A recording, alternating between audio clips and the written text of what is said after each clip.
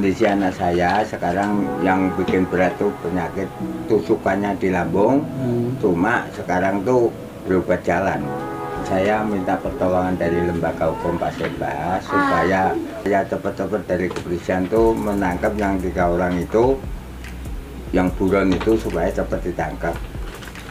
Harapan saya supaya diselesaikan secara hukum dari kepolisian menurut peraturan hukum yang berlaku di Indonesia. Tangerang Aktual News menindaklanjuti perkara tindak pidana pengeroyokan pasal 170 KUH Pidana yang diduga dilakukan oleh 4 orang pelaku, yang mana peristiwa berdarah tersebut terjadi pada hari Rabu 29 Juni 2022 di wilayah Kecamatan Sukadiri, Jalan Raya Gintung, Pasar Baru.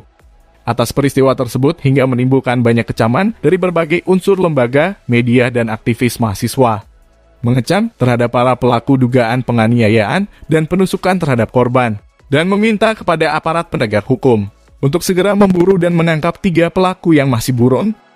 Dan saat ini, keluarga korban meminta bantuan dari lembaga hukum Paseba untuk mempertanyakan perkembangan kasus penganiayaan tersebut terhadap beberapa pelaku yang terjadi beberapa bulan lalu. Bapak selaku kuasa hukum ya, dari saya keluarga korban. Kuasa hukumnya Joni.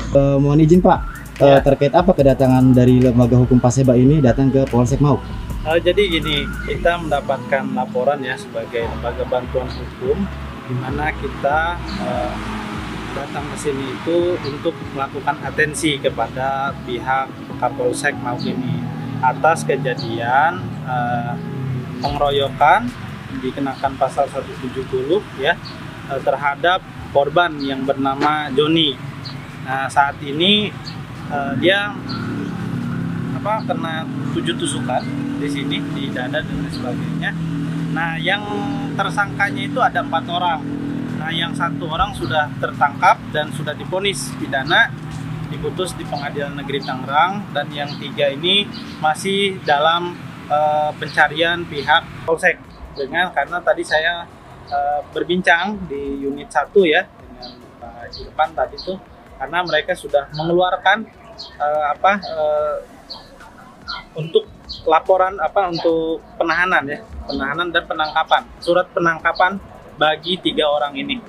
Jadi insya Allah nanti semoga dengan kedatangan kita ini sebagai atensi untuk Kapolsek di Mauk ini bisa diindahkan atau bisa segera ditangani dengan cepat gitu ya, agar ini si pelaku ini tidak kabur kemana-mana, karena saya dengar masih ada di wilayah Mauk gitu.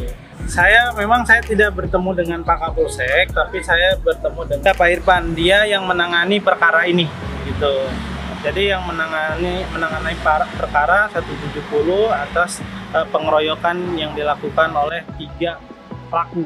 Apa keterangan dari Pak Irfan sendiri, Pak? Ya, keterangan Pak Irfan tadi dia menerangkan bahwasannya dia senang sekali dengan adanya dari pihak LBH ya untuk mewakili si pihak korban, karena memang dia bilang untuk harus ada unsur kerjasamanya gitu. Jadi ketika ada laporan, ketika semuanya masyarakat melihat 3 pelaku ini, agar segera dilaporkan ke pihak Polsek Mauk ini.